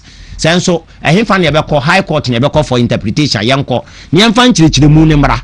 Senchirichiri mu Supreme Court ko interpret mra no kire say oni say tumi ne dia ehon na na obehunu say OSP no wati ntimi no mienu no obi a ya jurisprudence obi a kire na adwene what I said the theory of law and obi a kan adwene fa ho what I say but the point is my understanding of the act 959 no obstructing or violating the directives it in the directives no and waka to say police officer ojina ho say shut up kan wanutum enye dede wa ha de wo ye ne nya wa at that time the police officer was performing his official duty and I was starting one and therefore it sins against Act 959 into our right to detain you, our power to arrest you, our power to detain you. What you say? And why act in a way because you talk anyhow and you were talking anyhow on the premises, and he also acted anyhow. Eti sawa. Eti say what should be the way forward? Asama Abbey ebisi yen shede di made potinti a OSP kwa wa invite eye Martin Kpebu but ono so kire say or kasa so ye incompetent kasa nsem pi also we corrupt or ye way nsem a waka afa no ho ana wato ne nsa na ode afre wo be me nka say me support OSP because OSP Bashi because do no ye bi obi ba odi be ye no no so be chi no ana me kra maka cho say sa office na na do ye me nko nipa ni ebusa me sa office no me mani nye ho but the point is o ko ka chi obi so ye corrupt na so afro ato ne nsa afro sa bra be chire mu a eti committee na ya te na ye ba bebusa amu aba be chire mu no o ko ye de ato ye nsa afro na kokoye enye se me ba wo studio hai na ma chese ma no odi nti studio na ma start keka na ma boom na me ye press conference abrawo o frame me no se me kasa wo studio ha keke na me ye de me emra ne ma me kwan se me ye de a at that time police officer was performing the duty even if say orek is jabe en charge na under police ayikura na ne act no kura na it was a police officer ye de na ko ho eso nkonko ye adwuma ma at the office of the special prosecutor and pursuant to Police Officers Act 350 no section I think section 10(1)b and also so no our right to say obetimi police for obetimi kra bechewo etu obetimi kra detain wa ma ya de wa ma police for and so e bi pia ni we see OSP no kwan e say ura Martin Kpebu wa talk we anyhow and I say wa violate ono ne directives and now wa obstructing directives and now obstructing justice ontimi delay with him or power to arrest him, power to detain him, and watching the 2 minutes on us or act anyhow. Mate, me call the hodum. Nkansah lawyer. This is not the first time I hear with Martin Kpebu. The way opportunity. On once you free will be, and petty 4 by na what shy be ni be a mood. A free way spinner and na 10 o'clock Ghana. Your man the bail. Bia ya can several times say obehwe yoko do detain you be make say or sense be da with them 600 and why mean or da with them your man the bill ya can the last time yoko Raymond no or justify says adie no the except cost because the padu sikano bia obo man no chrono and try to justify adie with a net yes who say okay the American say in the first place medical can bail who release obi unconditional who release obi na nipa no wasan ba court to be mu be hia na bail na ye kan and wo hwe decisions are ya establish wo case law ma ono Martin Kpebu na de court Martin Kpebu number 2 versus Attorney General number 2 2015-2016 one Supreme Court Ghana law report at page 171 ura Martin Kpebu na de court. The court ne kind say bail condition it shouldn't be onerous. In this one will be bail condition now the condition now the man here onerous it amount to a refusal. That means that any pan will refuse the bail no. And then I may yes argument in the court. The bail condition the man accused person am na dem wa ontimi meet. It the argument I made in court and say me busa judge and say even the court premises court building na wo ho no ye ni bail dem permit kra da so.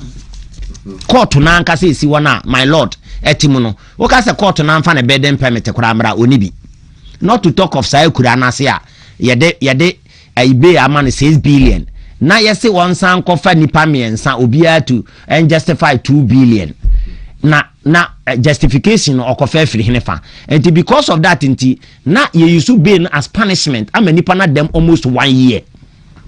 You see the point? Okay. Okoy versus the Republic 1976 one Ghana law report. The ratio established in that particular case a court ne kan say the most dominant factor for a court to consider when granting bail is whether or not the accused person will reappear to stand trial.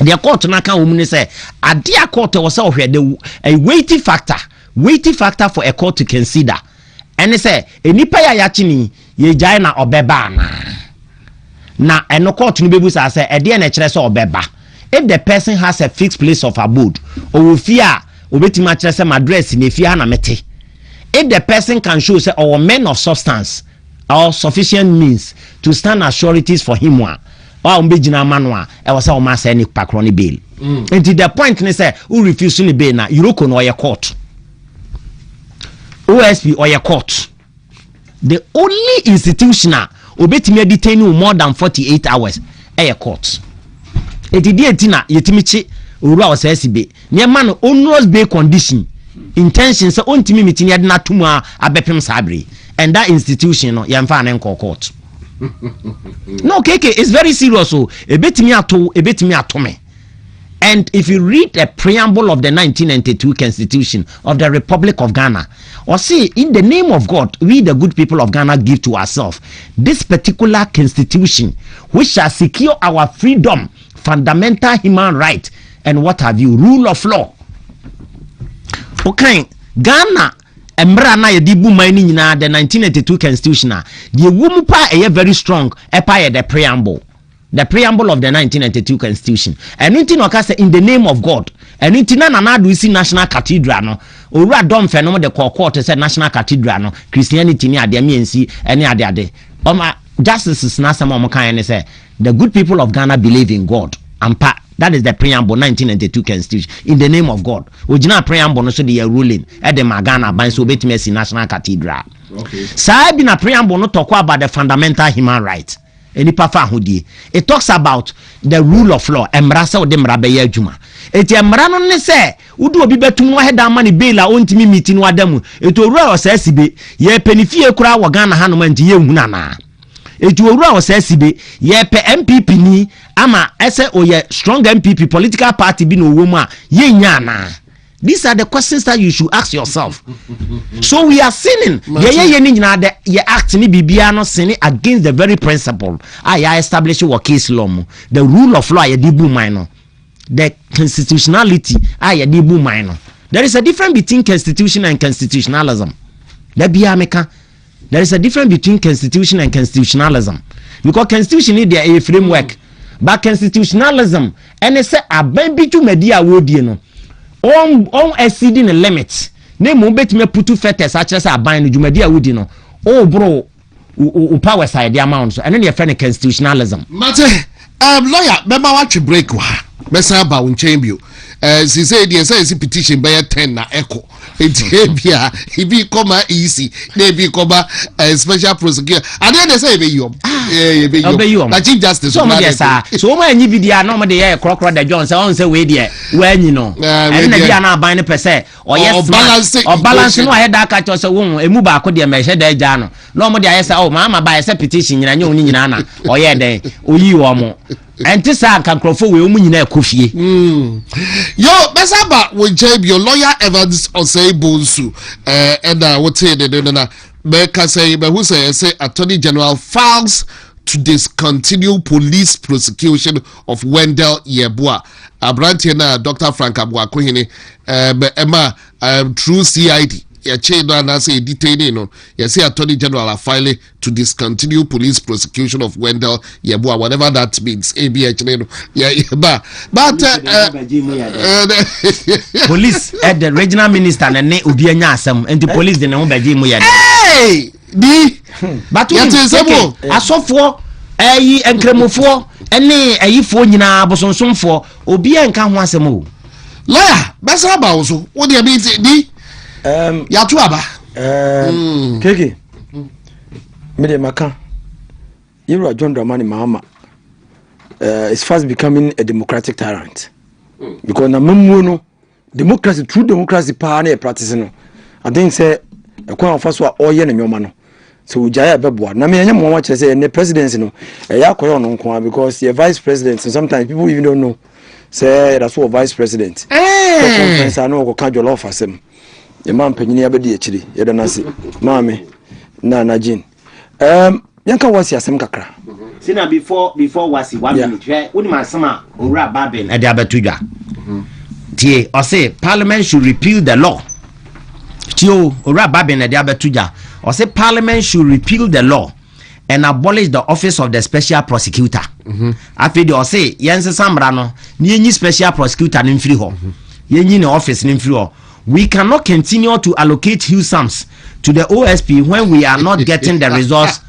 Yet mean continue say investment this Ghana OSP na yenya results bia e dey na aba because of yakwache Martin Pebuntia. Adetina yakwache obi de one fa sa on one fa we ameto dwa na emum ye Martin Pebu NDC ni de ene de what is I am repeating law obi abeche the bloody fool yakwa ni lebesaba yako the next batch no mame acknowledge some party in Kwafobia that the omni din komo say X-ray also here or sampa nana esi ojenkufa coordinator na Ahmed Sulemana or asanwase ya omunyina so omohwe awie ebeda o masese omaje bre no mohwe wontumi TV.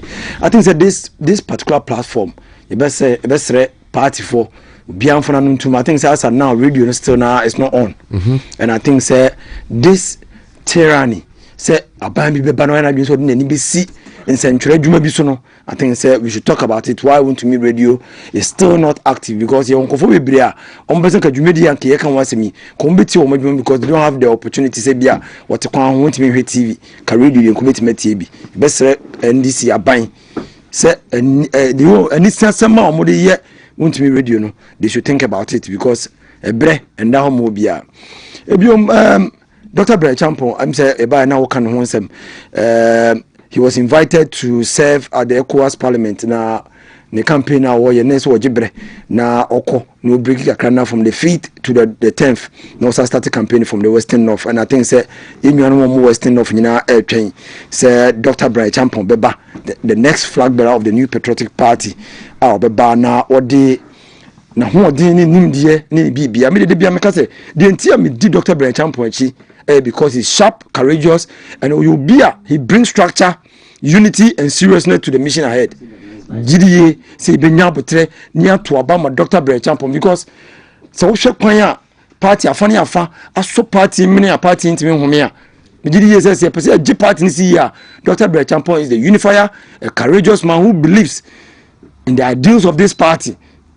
Kachene chitafu nyina say nyabra yanka obi anwasem yanka ni obetimi aye na mgidi say party for me Dr. Bray Champon omanya so mfa so pa bebia obia no yebeda ase party for the various volunteer groups are moye mama Dr. Bray Champon nyina yedamase yamba wasi resource no medium ra ho pa kire say so here say a state institution that is supposed to think independently na omoye ni omuye ya na ubisa say NDC ba mu na omadwene sa adwene ya na say hu bi na nkofo bi de mene say kami hu yin kamu ye wasi wie na mu release results until the GES be issue any letter like they did no and Kyeremanteng commander the chief examiner's report examine the chief examiner's report before bringing what they brought out and yes ade muka che say because of strict invigilation and ama enkwada na failure number so much say you know mu wie SHS no omo ages ni around 15 16 17 no edi mo bam chese mo dia police for ni ehunhunu a na ko ho man nkoda ne eto omo so man tima ntro so we no enti mo ya ade se mo dia ehunhunu a ko ehunhunu nkoda na mo tima ntro pepa na because of the results of 2024 results we English we have 69.52% and etiba from ba 69 we have mathematics 66.87 etiba down to 48.73 science 2024 now 58.77 and about 57.74 social studies free 71.53 to 55.82 is the government of NDC and the GES now bomb one about to say omudi ehunhunu akogina nkura no so amoma ntima ntwara na because yin nyina yenim say exams fright ho ye nkoda ne bi wo mo betime sua de pa but the moment abe wadwen say omudi ehunhunu abegina omo so na ebia they will not be able to write. But I think say the NDC ye man penyini nsema woka at one end no or say under MPP no ni man kura ne bapo man penyini o president of a country now we say na ye makwan man kura ne bapo de no mutwa na wo ba ye de ye man kura ne bapo usa ba ye mi yiri yesenka wo ba ye nka because wo ba ye no wo de nyomo weni egu akoma man ka resource ko akosoro because from 2017 up till now, the results keeps improving because government invested in the free SHS. And Kodano, no more de more money at Dienina, and more must be a moment to be your money. And Indian answer results number from that is what should interest the government of the NDC. And yes, sir, in Kodai, I now won't mean Bianca who be accuse your predecessor say no ma kwan me ba po wo ye mampanyini nsem mi wo no ma esan kwan no ense ohina no enti mampanyini be sere se see after elections no campaign de be wodui woni edu o man na say emfie nan una obebu o man yamai aka enam yensa pe ne emfie ba akokọ na aka miensa emfie busumi emfie miensa na aka no bronya makoma miensa na aka no ede na obeyama Ghana ama mini ye ho aye any sense mo na esa oba ka kire because it's just like you are throwing your hands in the spare unim the opposite way because results na dey amaye no ya Kwaku ye nkofo bi a omujiri ye se enam so ka se tertiary university no enkoda no kwa first year ubetu school fees am ntino umpen 20 na ye mo mfeli ne sankofo no nsema mo ka no mijidi a eye so wotimi ka se ne man koda ne ba po dia ene omo ka se wo mpete obetu school fees ama Ghana for se de wo se ebo e bra wo campaign no ne mijidi e ne ma boys na po no munya wo te se ne ma boys so munya mu wi SHS and MPP ene po no munya boy e be se man panyini yesra no ezi jawa ne de aso o man nsi se ye no it looks like nothing is working uko healthcare there's no investment there uko education no investment baby obia there's no investment anywhere. And you say a bossa who said when you were doing campaign. You so diso na me when high. And yes, I baby a Yakusiano, Eltropa, because it looks like a man that to autopilot, nothing seems to be working. And what they are interested in is to weaponize the law against the opposition MPP. And if you are me, and the nay. We should the area NDC for now resolve it. I could time Martin Pebuchia. Now we say as some two MPP ni now the way even in opposition how we even critique ourselves near there. You ask yourself, say, where is the love? We cannot build a family with no love. And we MPP ni no would say me they make you say NDC for no. And Rabeshe Tadio sorry. Abraham Amaliba. Me see that and is on tape at Parliament. See, what has been young and they will invite him and he thinks that it has outlived its usefulness. And then Speaker of Parliament, MPP ni ko to Obama no the last Parliament no Speaker. MP na sani pande whoever obi ehu obanyam betu aka.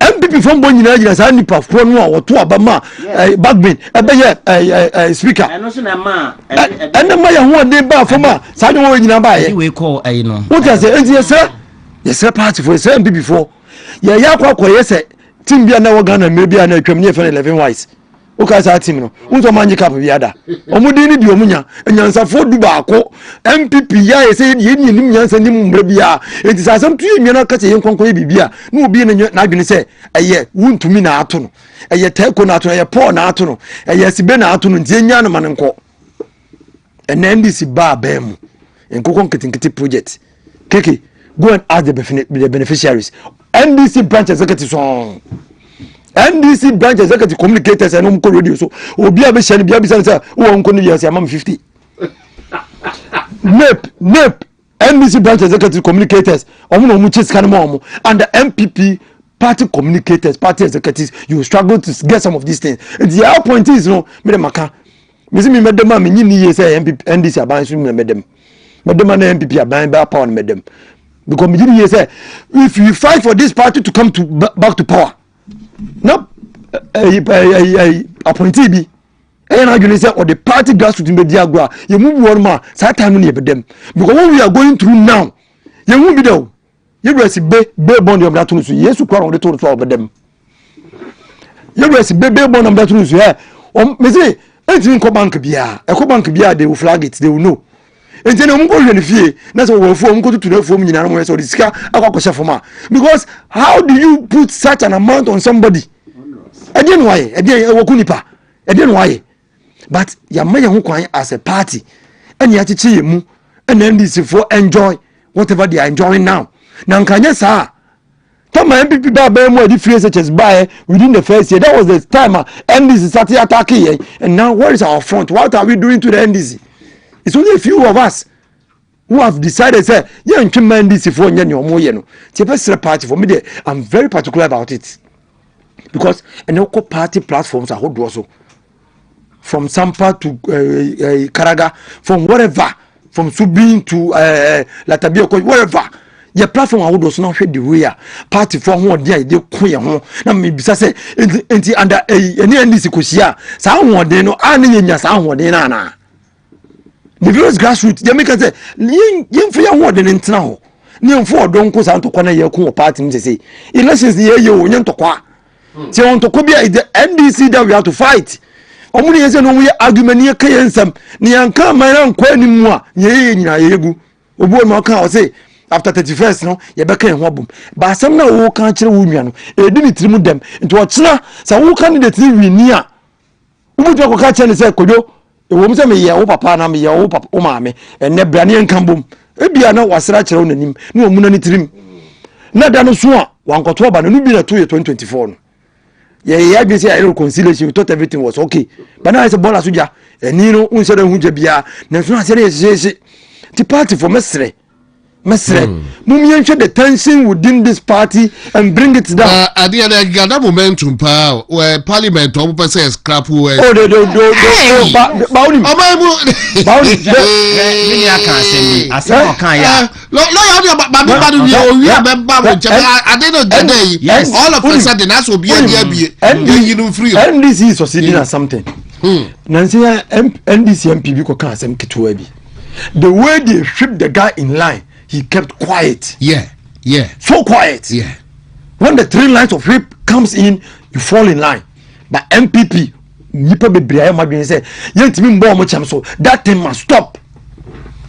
The last time that thing must stop. Maybe who say MPB and see a Dunkatia thank you to all. Yes. And no could be in thank you to all. Then yes. Or thank you. They treat the guy in line within just 1 week. He was quiet. But MPP muno Obia had been said one of the was Obia and it mean Bonachamso. But the party is bigger than anybody. Because a media told me to me, chairman, his secretary, and my party we need elections are whoever if you decide. So we will ship everybody in line, we should be able to do it. And it is possible that we will do that. See, I need this honey for discipline. And the party, yeah. Because under any elections in the history of this part, in the history of the Fourth Republic, yeah, to a baby MPP, I want 46%, and the NDC 44%. Then the rest is floating.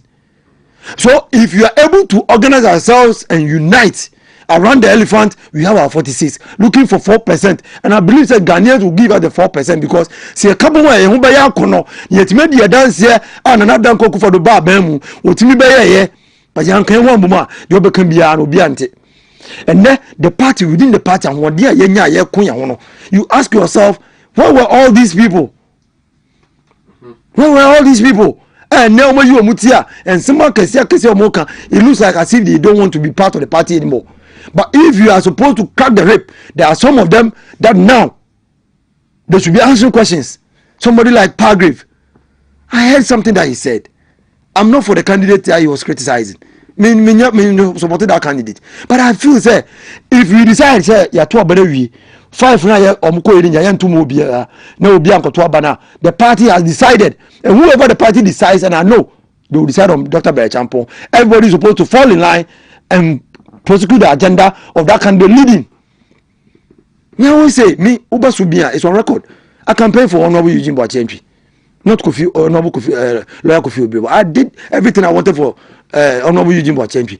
But immediately on the day I had to buy Lawyer Kofi Obibo buy me Kofi Okone say me pain. The next day I was in line campaigning for Lawyer Kofi Obibo because no na asenso or so asenso no etare no ho. Enti sa na party ni bia eza odwene. So why am she say NDC ba mu 1 year yi ohun mete enwoma mo ye ne nya wo fa makwama MPP mra no engovin o na govin na wo do nwia na party ye building on a strong footing na me did say NDC will be no match. Go to the NDC and see the fight they have. Enuru ye de kwa o enso enne ye makwama enne ye party je dem no anu odene ti mesre. Whatever NDC is doing, see, the people of Ghana will not find us attractive. We can only prosecute the 2028 agenda if we are united. If I lead a new patriotic party, we will win power in 2028. But if you don't do that, a party for constituency executives, regional executives, national executives, these are serious positions. Mesre, we are gatekeepers. We wait to me and send me one man who some can. Munya referee, munya neutral. It will not hurt. And yes, sir, a debuphobia ever party more mwakra. Nam Gidi say, if you are united, Kiki, I believe in unity. United we stand. We don't have to unite after the elections. That's one thing people forget. We have to unite before the 31st of the January elections. If you don't unite before, after, we will struggle to unite. And that's why I'm inviting everybody. Police station executives, constituency executives, coordinators, regional executives, national executives. Let us build a party on our ideas as a party, a property-owning democracy. Let us build our party, strong party. At the end, there will be light. Mate, Daniel Niteko is the name. Na enche ye best sorry enche cry ye sorry. Ebi abemema few moments na fe ye dia arapo. Ochina ye Farmers Day, right? Ochina ye Farmers Day. Inti ochina so ye holiday. Na besa ba unche briefly mini. But lawyer. Adia na gada momentum.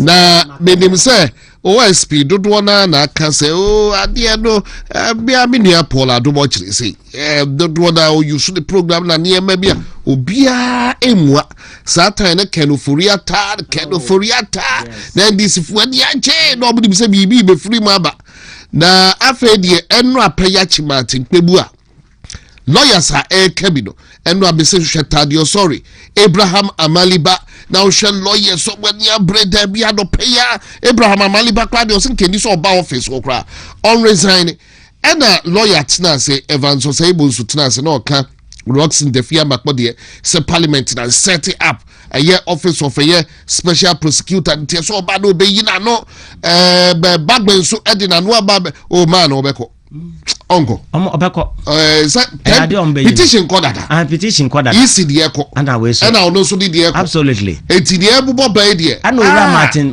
Pebu na Nkansah akora onya obedi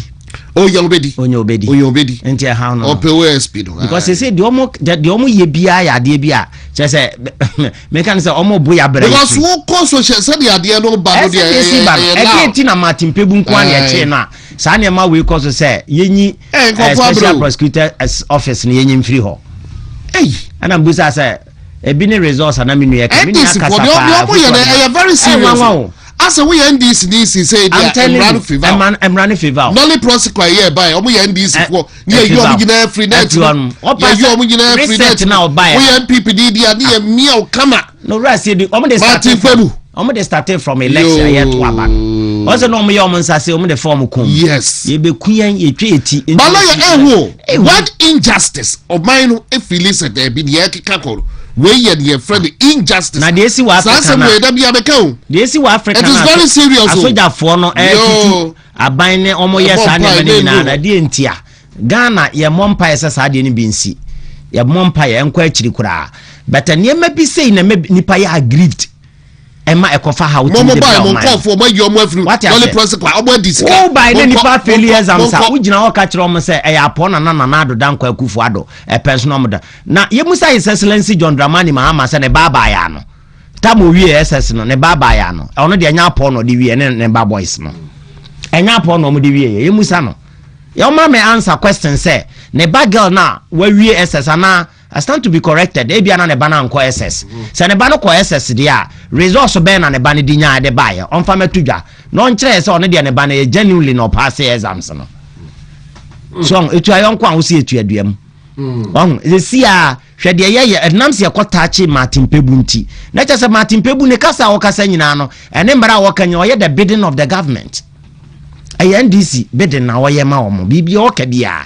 E de eti no no de ya che ne de a si enchi ofori atane enkoche poladom kire ne enchi we na mmom de ya akwakoche Martin Pebu de a enam nyina maba including abambaben ese yen scrapos ha office ni mfiri ho menu aka asem bi no ka se nipa okoto aba MPP ni okoto aba e de ma baben no onue sa nipa no onue eno a ne kofa former chief justice ni yie ne e de bae Sasa back when they were high free ya obekaya owura afenyo marking eye e de asem ko ya oruti ano no nte ase no de ko Supreme Court ne asem na se de si hu hia no agency of the matter ninti no e ma ye tu nipa se omontena so e ma justice se omontena so ntam ne mfa ruling nembra e no kan petition a ye de remove no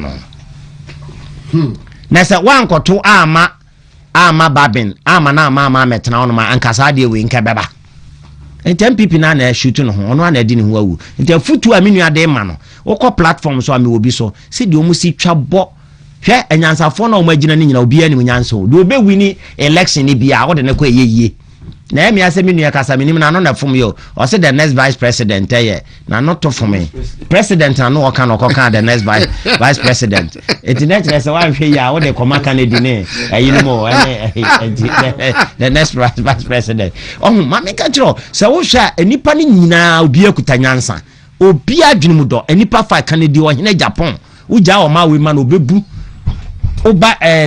oba Dr. Baumia nyanse woni tirim obebu oba owura Brian Echampo obebu oba owura Kwabena Japan hwe ni nyansa odi tudwa enipa na agina election ni nyina obi akuta nyansa edi etini ekọ platform so na obi twaba obi na edi enka ya humom ni emfa nkonkwaje power no emfa ma eti ana mitie hajia last killer ote binchi wo ba bia wokọ Abrepo Jansen minim se ho na efre na binchi a wokọ Abrepo Jansen hono ma ba bia omukum emwa no nwan na Abrepo Jansen hono hajia last killer odo MPP pa osikeke otie wa na enya de keto oda otena se ontimi ntena we nyina ye na dwendwene hajia last killer ba bia wo bia mechia wo I say unite because say ya na NDC ko be go man na dia na owura kise jaben na dia wa ye no eye me de because na me pese anka bia ka wachina se no asa akwachi owura dafiamakọ because ye ne dia ye nya pamo dada ade chi no invite His Excellency President Mahama se me here office no detain no from anopa etu anwumre